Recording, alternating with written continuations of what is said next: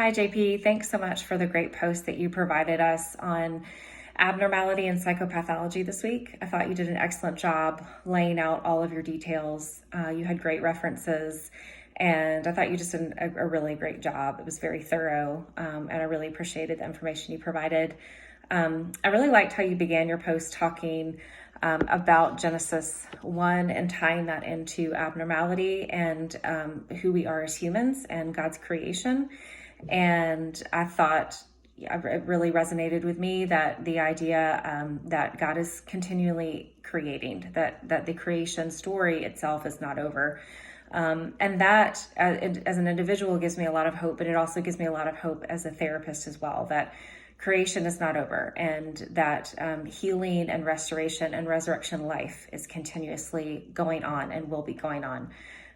So I really liked that reference that you gave there. And then I think the other thing that really stuck out to me was when you were talking about abnormality specifically in the Bible, and I believe you mentioned a verse with Jesus talking about a particular man that was possessed, and you mentioned the translation of that word as lunatic and how that's changed in more recent translations, and it's now actually termed as epilepsy in those stories. And I went and looked up an article from Valsener, and he was just saying that the sciences themselves are actually guided and bounded by the current culture in which one lives. And I felt like that was really representative of what you were saying when you were talking about the difference between the lunatic and the epileptic.